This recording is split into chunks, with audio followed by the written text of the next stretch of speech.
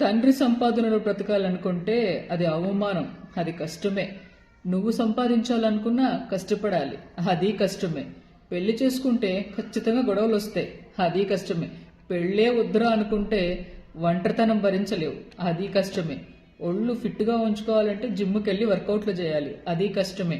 ఒక్కవేళ నీ బాడీ అంటే నీ ఆరోగ్యం చెడిపోతే హాస్పిటల్ పాలవ్వాల్సి వస్తుంది, అది ఇంకా కష్టం. ఇలా లైఫ్లో ప్రతి ఒక్కటి కష్టమే. కష్టం లేని జీవితం లేదు ఇక్కడ ఈ ప్లానెట్లో, అర్థమైందా? ప్రతి ఒక్కళ్ళు కష్టపడితేనే ఫలితం ఉంటుంది. అందుకే అంటారు కదా, నో పెయిన్ నో గెయిన్.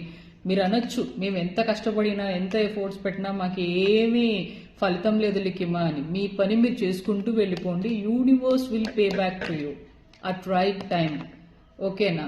కాబట్టి ఇక్కడ నాకు మాత్రమే కష్టాలు ఉన్నాయి, నేనే అనుభవిస్తున్నా, అందరూ ఆరాంగా ప్రశాంతంగా ఉన్నారు అనే ఒక అపోహని బంద్ చేసి కష్టపడి పని చేసుకోవడం నేర్చుకోండి. అప్పుడే లైఫ్లో ఏదైనా సాధించగలం. లేదు నేను ఒక్కటే కష్టపడుతున్నా అందరికీ ఈజీ వేలో అన్నీ వచ్చేస్తున్నాయంటే ఇక్కడ ఎవ్వడికి ఈజీగా ఏవి రాదు.